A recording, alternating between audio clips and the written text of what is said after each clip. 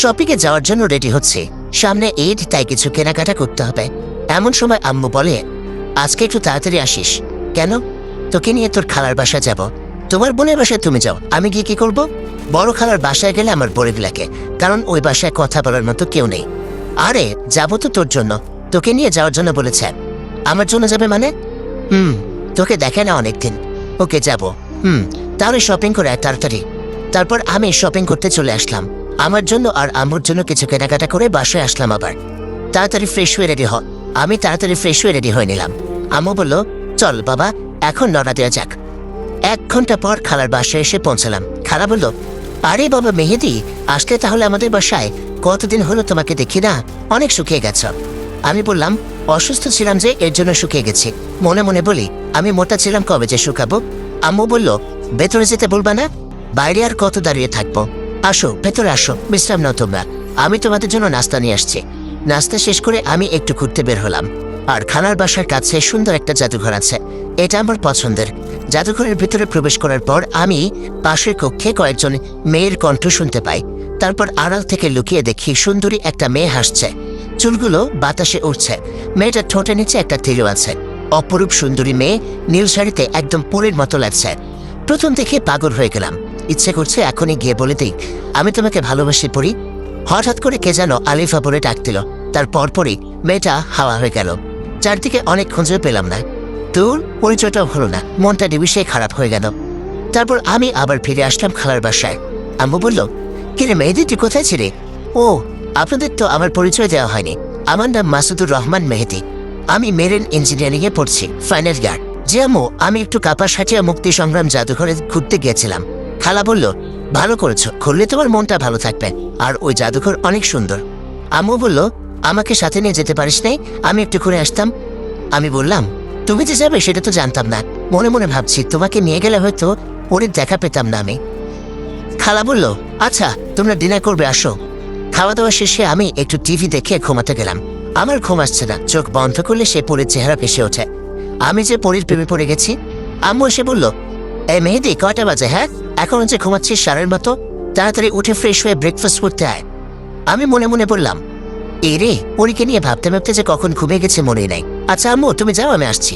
তারপর ফ্রেশ হয়ে ব্রেকফাস্ট করতে চলে আসলাম। আম্মু আর খালাকে কি বিষয় নিয়ে যেন গুনগুন করতে দেখলাম। আমাকে দেখে থেমে গেল। খালা বলল, ঘুম হয়েছে রাতে? আমাকে বলল। আমি বললাম, হ্যাঁ খালা। কথা বলতে বলতে ব্রেকফাস্ট শেষ। আম্মু বলল, বাবা শোন, আজ তোকে নিয়ে তোর খালার ননদের বাসায় ঘুরতে যাব, রেডি হয়ে নেয়। কিছু না ভেবে আমিও সম্মতি দিয়ে দিলাম। আম্মু বলল, কিরে, আর কত সময় লাগবে তোর? এই তো আম্মু, হয়ে গেছে, বের হও এখন। ওকে বাবা, চল। কিছুক্ষণ পর আমরা খালার ননদের বাসায় এসে পৌঁছালাম। খালার ননদকে সালাম দিলাম। খালার ননদ বলল, আসো বাবা, ভেতরে আসো। সেই কতদিন আগে যে তোমাকে দেখেছিলাম, মাশাআল্লাহ অনেক সুন্দর হয়ে গেছে। আমি লজ্জা পেলাম, কিছুই বললাম না। তারপর আম্মু, খালা আর আন্টি একসাথে অন্য রুমে চলে গেল। আমি একা রয়ে গেলাম। কিছুক্ষণ পর আম্মু আসলো। আম্মু বলল, বাবা, তোকে এ বাসায় কেন এনেছি জানিস? ঘুরতে নিয়ে আসছো? এই তো। না, ঘুরতে নিয়ে আসিনি, তোর জন্য মেয়ে দেখতে এসেছি। রেগে গিয়ে বললাম, কি বলছো তুমি, পাগল হয়ে গেছো নাকি? আমি এখন স্টুডেন্ট, আমি কি এখন বিয়ের উপযুক্ত নাকি? হ্যাঁ, আমি কি খাওয়াবো বিয়ের পর বউকে? তাছাড়া আমার একজনকে ভালো লাগে, প্রথম দেখাতে প্রেমে পড়ে গেছি। কে সে, চিনিস তাকে? না, চিনি না, জাদুঘরে দেখেছি এক পলক, আর দেখে প্রেমে পড়ে গেছি। তাহলে বলে যা, আর তোর বড় খালার এই ননদের মেয়ের সাথে বিয়ে দেব। কোনো কথা বলতে পারবি না, বড়দের উপর কোনো কথা নাই। তাহলে আমার পরের কি হবে? জীবনের প্রথম প্রেমে পড়লাম, আর সেটাও কি অপূর্ণ থেকে যাবে? আবার হুট করে বিয়ে? হ্যাঁ, হুট করে, কারণ মেয়েটা অনেক সুন্দরী, গুণবতী মেয়ে। আর মেয়েটি তোকে ঠিক করতে পারবে, কারণ ও তো 3 মাসের বড়। তুই ওর উপর জোর প্রয়োগ করতে পারবি না। কি? একে তো হুট করে বিয়ে, তার উপর আবার সিনিয়র। আমার জীবনটা তেজপাতা করে দিবে। চুপ করে বসে থাক, ওরা মেয়েকে নিয়ে আসবে। 8 ঘন্টা হয়ে গেল, এখনো মহারানীর আসার কোনো খবর নেই। না জানি কত আটা ময়দা মাখছে। চুপ কর হারামজাদা, ও এমনিতে অনেক সুন্দরী, মেকআপ করতে হয় না। আচ্ছা মানলাম। অতঃপর 45 মিনিট পর মহারানীর আগমন। লম্বা ঘোমটা দিয়ে আসছে, দেখার কোনো উপায় নেই। এসে আম্মুকে পায়ে ধরে সালাম করে নিল। না তো, আমার মাকে বরং আমার কাছ থেকে কেড়ে নিল। আম্মু বলল, বেঁচে থাকো মা, এখন লম্বা ঘোমটা সরাও, আমি আমার ছেলের হবু বউকে দেখি। মেয়েটি ঘোমটা সরিয়ে দিল। আমি কি দেখছি? আমার মাথা ঠিক আছে কি? না, একটা চিমটি কেটে দেখি তো, এটা স্বপ্ন নাকি বাস্তব? অনেক জোরে চিমটি কেটেছি, ব্যথা পাচ্ছি। তাহলে তো এটি কোনো স্বপ্ন নয় রে বালক মেহেদি, এ তো আমার সে জাদুঘরে হারিয়ে যাওয়া পরি। আর আম্মু ওর সাথে আমার বিয়ে ঠিক করেছে। ব্যাপারটা মেঘরা যেতে বৃষ্টির মতো। পরীকে নীল শাড়িতে যা লাগছে, পুরো মাথা নষ্ট আমার। ইচ্ছা করছে বিয়ে করে এখনই পরীকে নিয়ে হানিমুনে চলেছে। পিঠে চিমটে কাটে আবার কে? আম্মু বলল, এই হারামজাদা, কি হয়েছে তোর? হা করে তাকিয়ে আছিস? কি হবে? কিছু না তো, আমি ঠিক আছি। সবাইকে বুঝে ফেললো নাকি যে আমি পরীর রূপের মায়ায় ডুবে গিয়েছিলাম? খালা বলল, মাশাআল্লাহ, অনেক সুন্দর লাগছে আজকে আলিফাকে। মনে মনে সুন্দর তো লাগবে খালা, বউটা যে আমার, ভাবতে কত ভাল লাগে। হবু শাশুড়ি বলল, আচ্ছা মিনার আপা, আপনারা কিছু বলছেন না যে আমার মেয়েকে কি পছন্দ হয়নি? আমি বললাম মনে মনে, এই পরীকে কান্না পছন্দ হবে। আর হ্যাঁ, আপনাদের একটি কথা বলি, মিনারা হচ্ছে আমার আম্মুর নাম। ওদিকে আম্মু বলছে, পছন্দ হবে না কেন? এরকম রূপবতী মেয়েকে পছন্দ না হবার কোনো কারণ নেই। আম্মু আমাকে উদ্দেশ্য করে বলে, কিরে তোর পছন্দ হয়েছে? আমি বললাম, তুমি আমার মা, তোমার পছন্দই আমার পছন্দ। একটু ভাব নিয়ে বললাম আর কি। কারণ একটা মেয়ে যখন জানতে পারে যে একটা ছেলে তাকে অনেক ভালোবাসে, তার প্রতি দুর্বল, তখন মেয়েটা ছেলেটাকে পাত্তাই দেয় না। হবু শাশুড়ি বলল, আলহামদুলিল্লাহ মিনার আপা, আপনার ছেলে যখন রাজি তখন বিয়ের দিন তারিখটা পাকা করে ফেলা যায়। আম্মু বলল, অবশ্যই আসছে শুক্রবারই তাহলে পবিত্র কাজটা করা উচিত, যদি আপনাদের কোনো সমস্যা না থাকে। আরে না আপা, কোনো সমস্যা নেই, তাহলে আসছে শুক্রবারে বিয়ে। আমার এত ভালো লাগে কেন? আমার ক্রাশ আমার বউ হবে, বাহ, ভাবতেই কেমন যেন লাগে। আম্মু বলল, আচ্ছা তাহলে আলিফাকে নিয়ে যান ভেতরে। ওরা ভেতরে যাবার পর আম্মু আমাকে বলে, কিরে তখন ওইভাবে হা করে তাকিয়েছিলি কেন? বলেছিলাম না ও অনেক রূপবতী? তুই তো শুধু জাদুঘরের মেয়েকে নিয়ে পড়েছিলি। আরে আম্মা, এই সে জাদুঘরের পরী যাকে প্রথম দেখে প্রেমে পড়ে গেছি, আর তুমি তার সাথে আমার বিয়ে ঠিক করেছ। তুমি খুব ভালো মা, সেরা মা, আই লাভ ইউ। হয়েছে, আর ডং করতে হবে না। অতঃপর সবকিছু ঠিক হবার পর আমরা আমাদের বাসায় ফিরলাম। ফিরে বন্ধুদের কল দিলাম মেসেঞ্জার গ্রুপে। আর হ্যাঁ, আমার বন্ধুদের নাম হলো সজীব, বাপ্পি, তন্ময়, মশর, নবী, আরো অনেকেই। সজীব বলল, কিরে চাস্ত, কি খবর তোর? খুব ভালো চাস্ত, সুখবর আছে তোদের জন্য। সজীব, বাপ্পি, তন্ময়, বসর সবাই বলে উঠল, কি সুখবর আছে বল দেখি শুনি। শুক্রবার আমার বিয়ে, আর সেটা আমার ক্রাশের সাথে। কি বলিস রে, তোর বিয়ে আমার ক্রাশের সাথে? কখন কি হলো জানতে তো পারলাম না। সব জানতে পারবি কাল সকালে সবাই বসুন্ধরা শপিং কমপ্লেক্সে চলে আসবি, ওইখানে সব বলবো ও কেনাকাটা করব। ওকে ঠিক আছে। পরদিন সকালে বসুন্ধরা শপিং কমপ্লেক্সে গিয়ে ওদের সবাইকে নিয়ে কেনাকাটা শেষ করে রেস্টুরেন্টে খেতে বসে পুরো ঘটনাটা বললাম। ওরা শোনার পর বলল, কস কি, এ তো পুরো সিনেমাটিক কাহিনী, রূপকথার গল্পের মতো। হ্যাঁ তা বলতে পারিস। আচ্ছা শোন, তোরা সবাই কাল সময় মতো চলে আসবি, তোদের ছাড়া আমি বিয়ে করতে যাব না। আমরা সবাই চলে আসবো, এখন তাহলে তুই বাসা যা। ওদের বিদায় জানিয়ে বাসায় চলে আসলাম। তারপর ফ্রেশ হয়ে ডিনার করে দিলাম এক ঘুম। আর এই ঘুমেই রাত শেষ। আম্মু বলল, ফ্রেশ হয়ে নাস্তা করতে চলে আয়। ফ্রেশ হয়ে নাস্তা করে রুমে চলে আসলাম। বিয়ের সময় হয়ে আসছে, বন্ধুরা সবাই চলে আসছে। সজীব বলল, কিরে গোসল করে রেডি হ তাড়াতাড়ি। গোসল করে রেডি হয়ে সবাই মিলে রান্না দিলাম। 30 মিনিট লাগলো পৌঁছাতে। সবাই বিয়ের গেট ধরেছে। এখন ওদের আবদার পূরণ করে বউকে রুমে রেখে ছাদে গেলাম বন্ধুদের সাথে একটু বুদ্ধি পরামর্শ করতে। সজীব বলল, কিরে চাস্ত, এত সময় লাগে বউয়ের কাছ থেকে আসতে? বাপ্পি বলল, আরে শালাই তো পারছে না ওর বউয়ের কোলে গিয়ে ওঠে। আরে মজা নিচ্ছিস কেন তোরা? আচ্ছা ঠিক আছে, মজা নে, তোদের বিয়েতে আমিও মজা নেব। নবী বলল, আরে ভাতিজা রাগ করো কেন, আজকেই তো একটু মজা করবো আমরা। বসর বলল, জামালপুরা রে, তাহলে তুই আমার আগে বিয়েটা করে ফেললে? আমি বসরকে উদ্দেশ্য করে, তো কি তোর মতো বুড়ো হয়ে বিয়ে করার ইচ্ছা প্রকাশ করবো নাকি?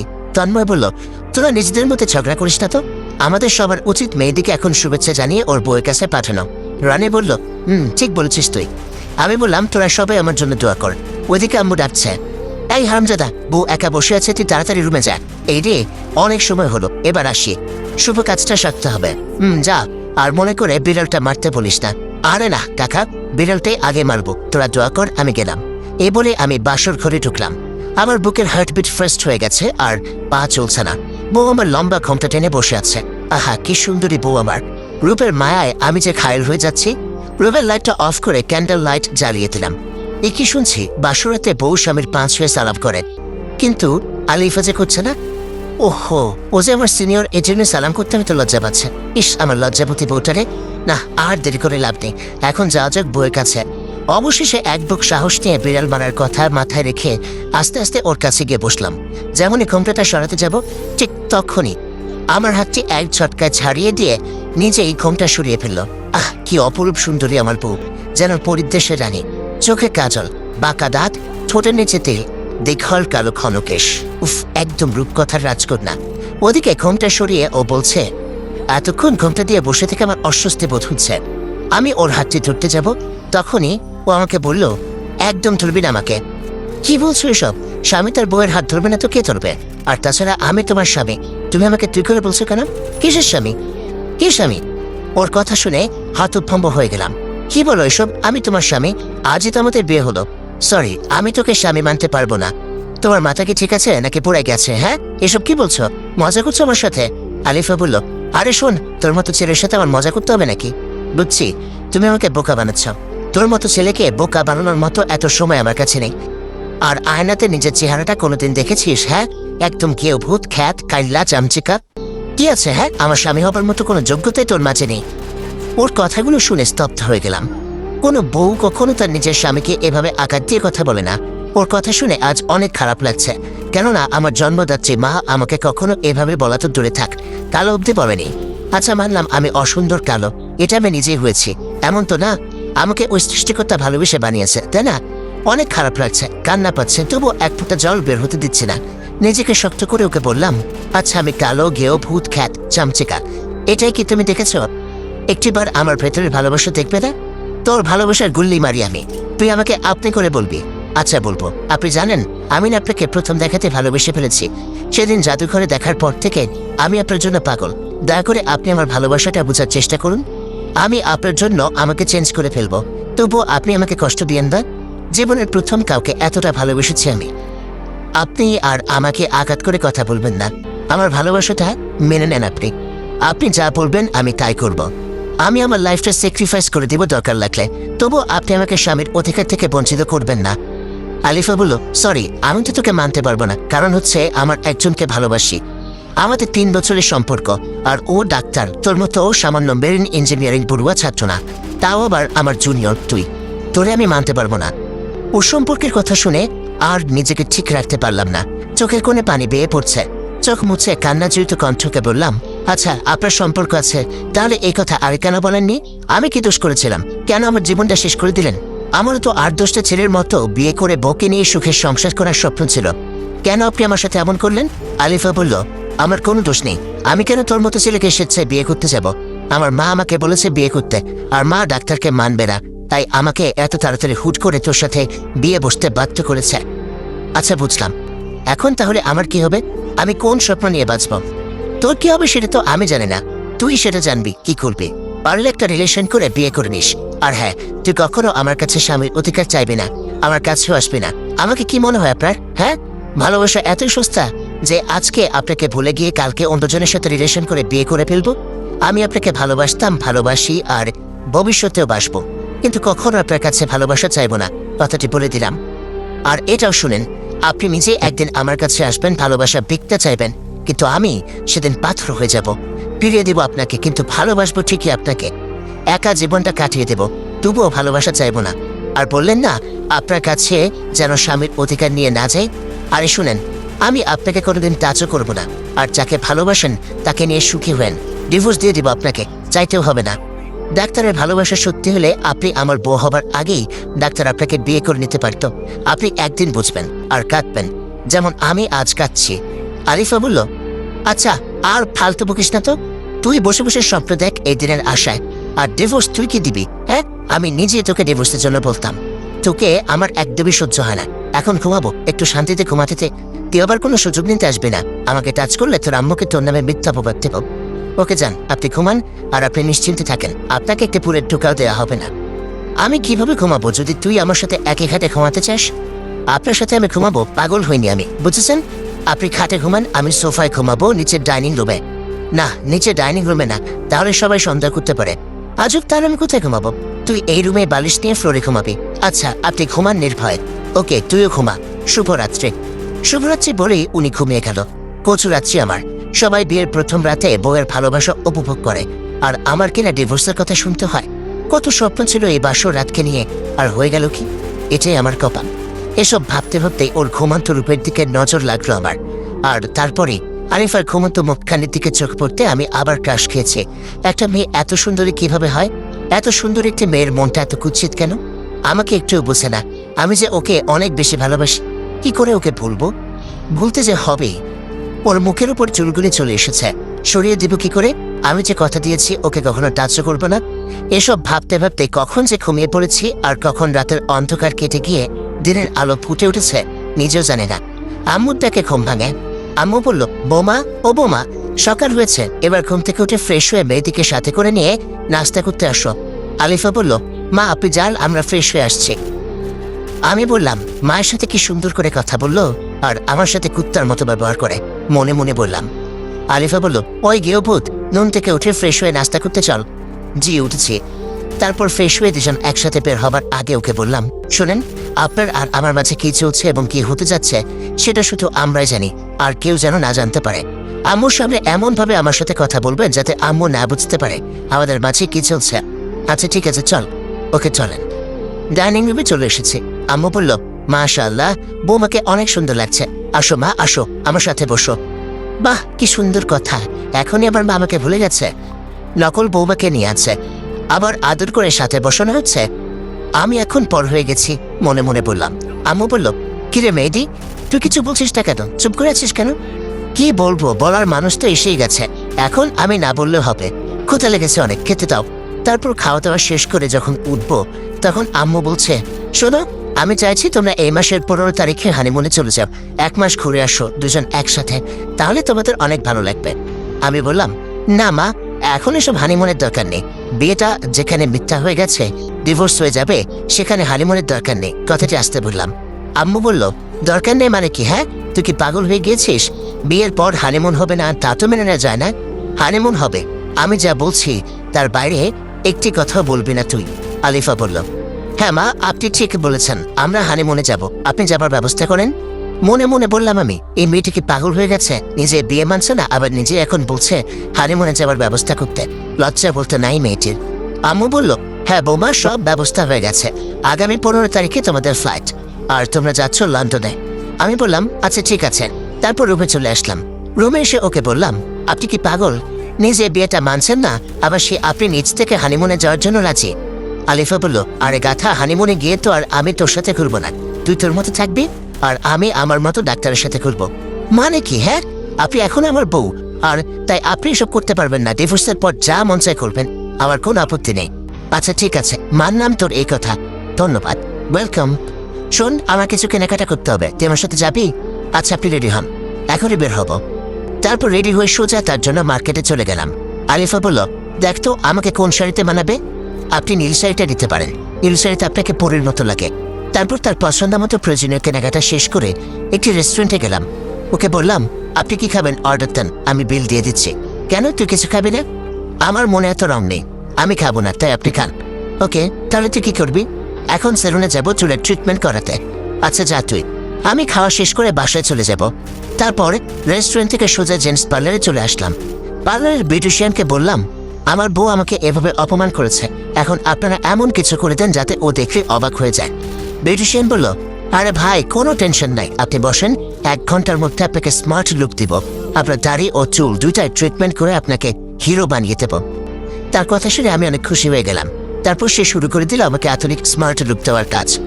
1 ঘন্টা পর তার কাজ শেষ। আমাকে বলল, ভাই, এখন চোখ মেলে আয়নাতে আপনাকে দেখেন, চিনতে পারছেন কিনা? চোখ মেলে আয়নাতে তাকিয়ে দেখে পুরো অবাক হয়ে গেলাম। আমি নিজেকে চিনতে পারছি না। গেও খ্যাত বলে আমাকে এত অপমান করেছে যে সেও যদি আজ আমাকে দেখে চিনতে পারবে না।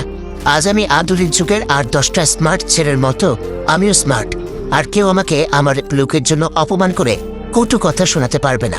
আজ আমি অনেক খুশি। তারপর পার্লারে বিউটিশিয়ান আমার বিল কত হয়েছে তা জেনে তা পরিশোধ করে তার সাথে তাকে 500 টাকা বকশিশ দিয়ে আমি পার্লার ত্যাগ করলাম। রাস্তা যাবার সময় নোটিস করলাম কয়েকটি মেয়ে আমার দিকে তাকিয়েছিল। এর মানে আমি এখন আর আগের মেহেদি নাই, এখন আমি এক নতুন মেহেদি, যাকে কেউ কখনো বাজে লুকের জন্য অপমান করতে পারবে না। ভাবনা ছেদ পড়ল বাসার সামনে এসে। এবার আমি নিজের মনোভাবকে চেঞ্জ করে বাসায় প্রবেশ করে রুমের দরজায় নক দিলাম। আর 2 বার নক দেওয়ার পর আম্মুর আদেশে আলিফা দরজা খুলতে আসে।